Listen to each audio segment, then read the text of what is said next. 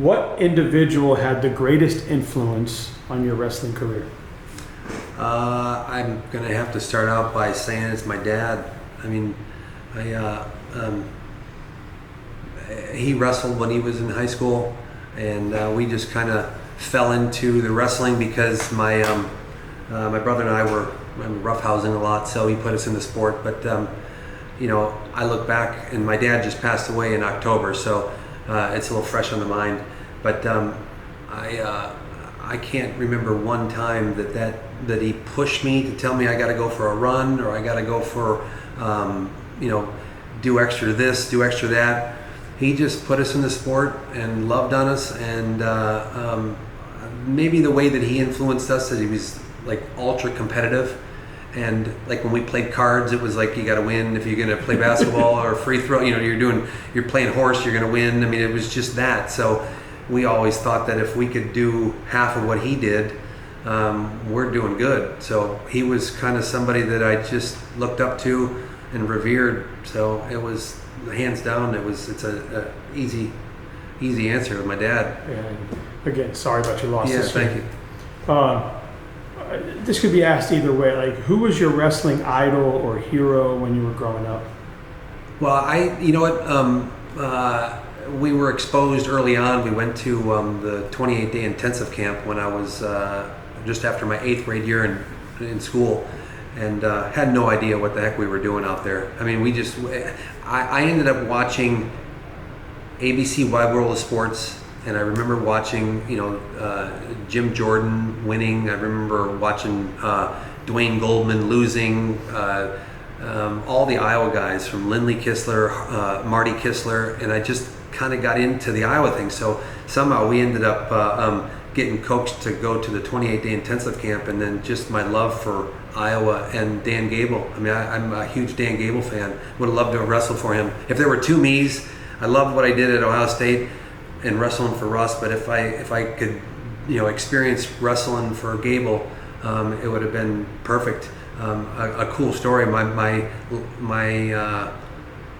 last 2 dual meets of my college career, my senior year, we wrestled in Carver Hawkeye Arena, and I wrestled Daryl Weber and ended up beating him in overtime. It was a exciting match. But I remember wrestling, and all I thought about that match was, I'm going to get Daryl Weber called for stalling, and I'm going to do what Gable did, or he expects his guys to do.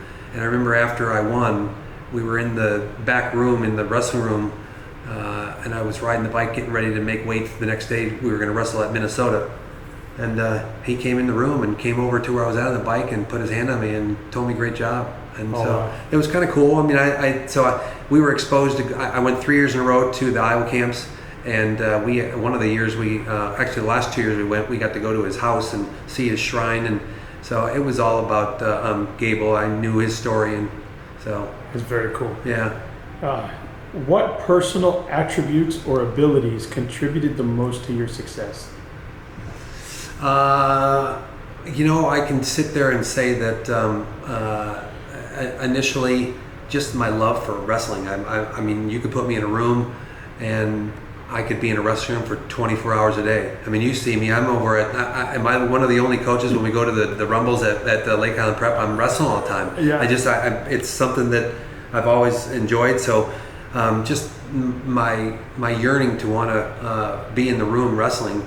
But, the next thing is I loved the toughness of the sport. I mean, I would rather, get in a wrestling match where you're just going to fight somebody, and so I think the toughness helped me along the way to do the things that we had to do when I went to college to cut weight. I mean, if you didn't have a little bit of toughness to do that, you weren't going to be successful. And to go through injuries and then to wrestle at that level, I mean, if you didn't have that, I mean, you were going to phase out. So I think that had to contribute to most of my success. That's awesome. What is the most outstanding memory you have as a competitor in the sport of wrestling? I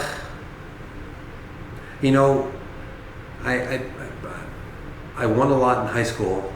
When I went off to college, I took second a lot. So there's not that one thing that really impacted me, because I almost feel like I fell short of what it is I went to school for, which was to win a national title. But if I had to guess, maybe my junior year, I was seeded 8th and ended up placing above my seed. I mean, the two guys I lost to were Pat Smith in the quarterfinals and then Tom Ryan to get in for 3rd and 4th. So I lost to some good guys. How'd their careers go? Yeah, their careers went pretty good. But I remember my blood round match. I was wrestling Kirk Wallman.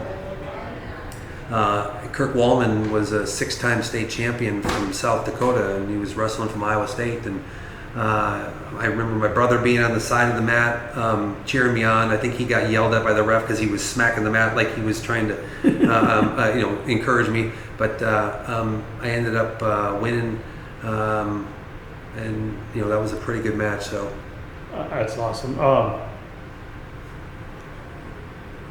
What made you get involved in the sport of wrestling?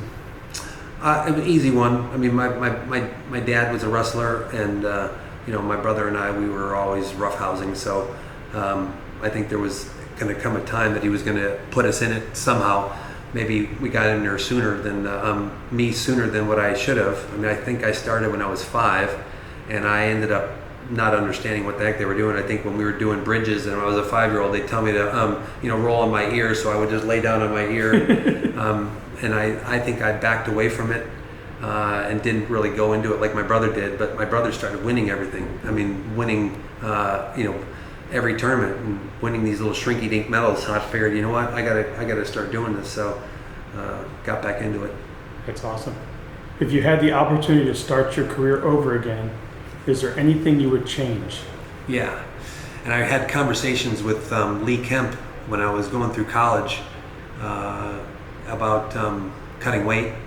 And my 5 years in college, I almost felt like I wrestled for other people at times. Russ Hellickson giving me the opportunity by giving me a full scholarship to come wrestle there. It was almost like there was like this where I had to do for somebody else and not look at it like it's my 5 years and I got to do it the way I got to do it.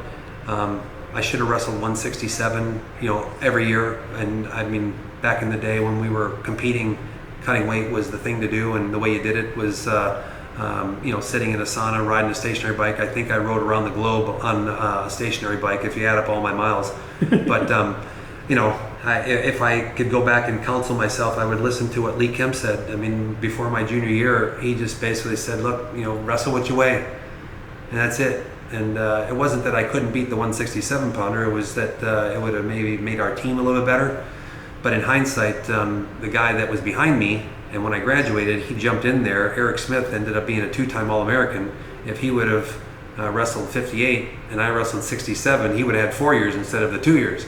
So it would have been better. But I would have not cut any weight. But the cool thing is, I was able to give that advice to my own kid, and he never cut weight one bit in high school. And his junior and senior year wrestled 182. And I think the last day at the state tournament when he weighed in, I think he weighed maybe the most 176. And the weigh-in increased. I think it was 182, then 183, then 184. So by the time the last day came, it was 184, and he was 10 pounds under. Yeah, 2-time state champ. Yeah. In conclusion, what would you like for people to remember about you? I don't know. I mean, I'm not an ego guy, so it's not that big of a deal about what I've accomplished. I get more joy out of going around and wrestling with. I mean, I've wrestled every good kid here in Florida. It seems like. I mean, as you know, going to Lake Highland Prep, the who's who of wrestlers come there, and I just get a joy out of going to wrestle these guys. One of the last times I was there, Zeno was. I've wrestled him every time. Over the last couple of years, and each time he was trying to get better and better and take me down, and I'm still batting. I haven't gotten any points scored against me since I've been going there, but he came close. I didn't think he was going to do something one time, and I ended up scrambling out of it. But I just enjoy the sport. I mean, I stay in shape and still like to do it. I'm injury free, so. That's awesome. I appreciate you sitting down with me, Mike. Yeah, And cool. Congratulations on thank this you. weekend. Thank you. That's awesome.